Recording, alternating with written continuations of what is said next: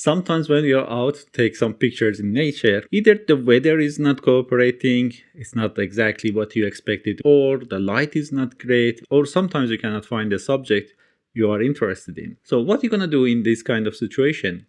Before you continue watching this video, I would like you to pause here and write your answer in the comment section and then continue watching the rest of this video so you can see what my answer is to this question. And I think it's a very important question to answer. Hello everyone, my name is Hamed Bank. I'm a landscape and nature photographer based in Sweden. In this channel, I share photography tips and some editing tricks. If you are interested, please consider subscribing to this channel. So let's jump into this video now and have a look at what I got in this kind of situation. It's gonna be a short one. This is one of those mornings I was debating myself, should I get out of the bed and go out or should I not? It's supposed to be a lot of fog this morning and this is not much fog, at least not here. It might change. Good morning everyone, welcome to another video. I'm heading to a lake and we're gonna be on top of some rocks over the lake with some trees, and hopefully the camera goes crazy. If we get lucky and we get mist or fog, that should be gorgeous. The sun is, I guess it's rising now, but I'm not in rush for sunrise because I cannot see sun. It's totally gray sky, and this is one of the reasons I'm not so sure about today. Everything looks dead. There is no snow on the ground and there is no leaves on the trees. Everything is brown, gray, and yeah, a little bit unsure. But hopefully we will find something.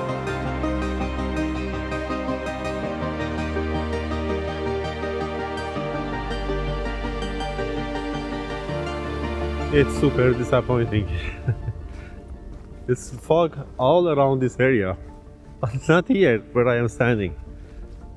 It could change actually, so I have to be patient.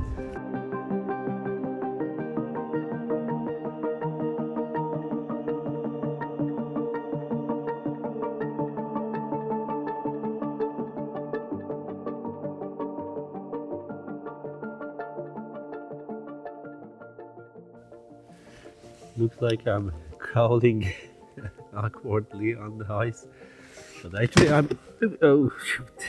I'm looking for nice pattern, nice intimate scenes here in the cracks on the ice to photograph. It's very interesting, very beautiful. I can see layers of the ice. There was a layer of ice and then probably a snow came and melted and then it's froze again, so there are layers and it's very interesting. At the same time, well, it's a bit busy. Finding a very good composition that has not much distraction is a little bit difficult here, but I guess I have to give it a try. I'm sure I can find something in this piece of ice here. Definitely is not what I came for. I came for vistas and woodlands and everything else. Now I'm finding ice. That's good that I don't have expectation as much, so I can adapt.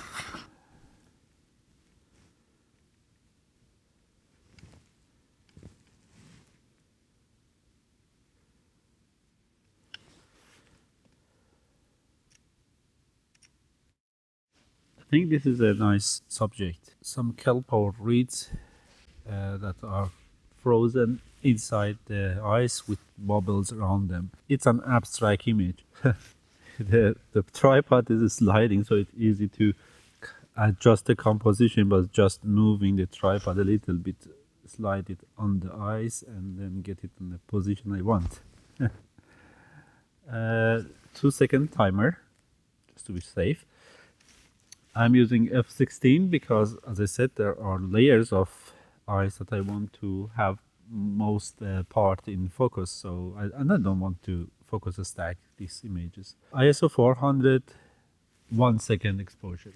Even though part of it looks blurry, they won't be in focus anyway because of the distortion in the eyes. I'm not using polarizer for this shot because I'm shooting top down, so I don't think it's going to be too much reflection that polarizer can actually cut. Polarizer works best when you're shooting a bit like with the angle, so you have the reflection on the ice or on the water, it can cut it out. But when you're shooting top down, there is no reflection, or not as much at least. What I just said about polarizer was completely wrong. Yeah, I was thinking, is it really true? I don't have any reflection that I can cut with the polarizer when I'm shooting top down. And I tried it, and it actually does some changes. I can show you the pictures and see the differences. The first one is without polarizer. The second one and the third one are with polarizer, but different amount of polarization. So I rotate the filter to get different results and see actually if it does anything. And it does. So I apologize for misleading earlier, but I think this works. Of course, because I put the polarizer and I didn't adjust my settings, exposure is a little bit different.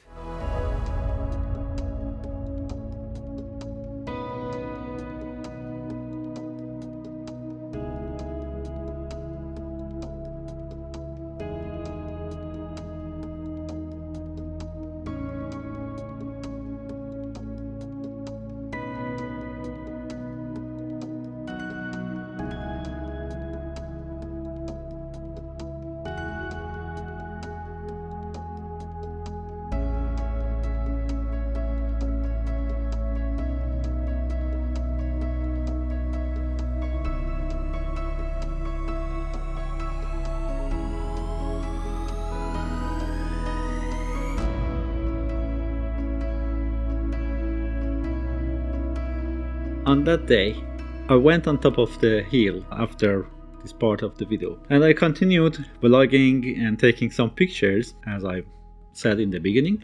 But because it was super windy and the light wasn't great, the weather wasn't good, and I wasn't so inspired, I didn't come up with a very good video or pictures.